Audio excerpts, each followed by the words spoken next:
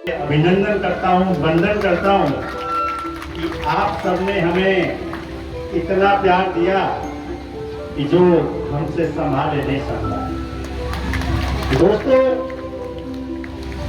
रामलीला हर गली और मोहल्ले में आजकल हो रही है। ये राम की वो लीला है जो हर रोज हर एपिसोड में हमें सिर्फ मनोरंजन नहीं देती है, एक शिक्षा देती है। हर मोड़ पर राम की लीला कराने का औचित्य यही था कि हम लोग उनके जीवन चरित्र से कुछ सीख कर जाएं। मैं बहुत लंबा नहीं कहूंगा क्योंकि आपको आगे इस कथा का आनंद लेना है।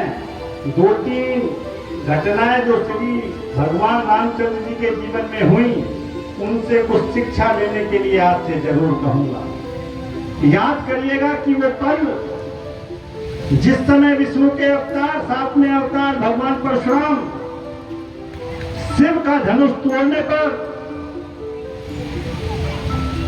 सीता माता के स्वयंवर में पहुंचे और उस समय लक्ष्मण बहुत क्रोधित थे और भगवान श्री राम से, परशुराम से युद्ध करने के लिए याचना कर रहे थे, आज्ञा मांग रहे थे।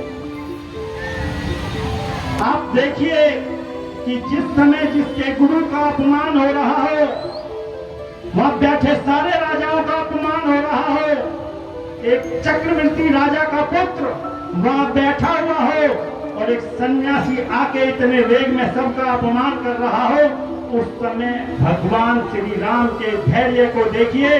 बड़ी शालीनता से प्रभु को, परशुराम जी को समझा दिया और कह दिया, हे मेरे प्रभु, ये शिव धनुष तोड़ने वाला भी तो शिव का ही प्यारा होगा, जिसने ऐसा अपराध किया वो दास आपका ही होगा।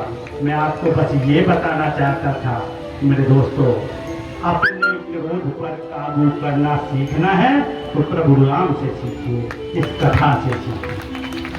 आप कल्पना करिए उस दिन की, जिस समय सुबह सुबह पूरे नगर के अंदर ढोल बज रहे थे कि आज भगवान श्री राम को राज तिलक होगा। उसी समय माता केकई ने कह दिया, राज तिलक तो छोड़ो, 14 साल के लिए निकल लो। आज एक पिता अपने पुत्रों में अगर संपत्ति को बांटता है और एक पुत्र को अगर 2-4 लाख रुपए फालतू वोट दे दे तो पुत्रों की स्थिति मार काट तक आ जाती है। ये सच्चाई है। आपको सीखना चाहिए प्रभु श्री राम से। उनके मुंह से केवल 4 शब्द निकले, बस इतनी सी बात के लिए मेरी माता इतना कलेश कर रही है, पिता इतने दुखी हैं कि जिससे सब कुछ लूट गया हो, पूरा राजपाट लूट गया हो, 14 साल का वनवास हो गया हो, नंगे पैर वनों में जाने के लिए कह दिया हो, तो प्रभु श्री राम कहते हैं बस इतनी सी बात।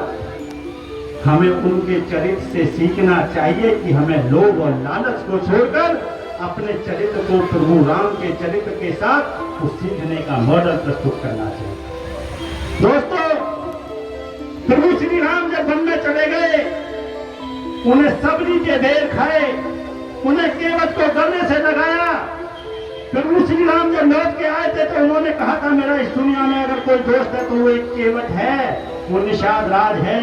उन्होंने ये मैसेज इसलिए दिया कि आप जाति के, ऊंच के, नीच के भेदभाव को मिटा दीजिए, एक दूसरे को गले से मिला दीजिए।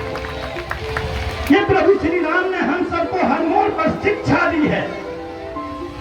हम लोग अननेसेसरी सुनते हैं, देखते हैं, समझते हैं, लेकिन मुट्ठी को बंद करके नहीं कहते कि मैं इस देश का नागरिक हूँ, ना ऊंचा हूँ, ना नीचा हूँ, ना धर्म का हूँ, ना जाति का हूँ, मेरा स्वाभिमान देश के साथ जुड़ा हुआ।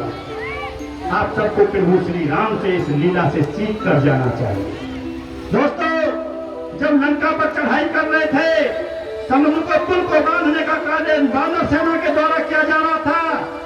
असंभव कार्य था, जिसको पूर्ण करने का कार्य भगवान श्री राम वानर सेना से काम करा रहे थे। हम लोग अगर सामने थोड़ी सी बाधा आ जाए तो कार्य को छोड़ देते हैं, बीच में तोड़ देते हैं। अपने संघर्ष को मजबूत करिए, जब बाधा है तो उसे पार करने की ताकत रखिए और याद रखिए, संघर्ष को जो पार करके आता है ना, उसी का नाम इतिहास में लिखा जाता है। इतिहास के जितने चरित्रों को आप पढ़ेंगे, वो सारे के सारे चरित्र समस्याओं के बाद अपने विकास के पथ पर आगे बढ़े, तब बने। गोल्डन स्पून और सिल्वर स्पून मुंह में पैदा लेकर जो लोग होते हैं, उन्होंने कभी इतिहास नहीं लिखा है। इतिहास ऐसे छोटे छोटे बच्चों ने बड़े होकर लिखा है, जो झुग्गियों में झोंपड़ियों में आम परिवारों में पैदा हुए हैं।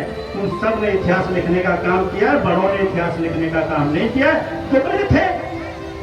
आप लोगों को अपने बच्चों को समझाने का काम, उनको रास्ते पर लाने का काम कीजिए। प्रभु राम की इस लीला से सीख कर जाने का काम कीजिए। इसे सिर्फ मनोरंजन का साधन नहीं बनाए। आप सोचिएगा कि सब कुछ छिन गए, वो कितने शांत थे। आज हमें कोई आदमी चलता हुआ गधा कह दे, इतने आन बदान हो जाते हैं कि जैसे पता नहीं हमारे गधे की पूंछी निकल आई हो, कान बड़े बड़े हो गए हो, आवाज गधे जैसी हो गई हो। उसके कहने से आप गधे नहीं होते, लेकिन आपके कर्मों से आप गधे बन जाते हैं।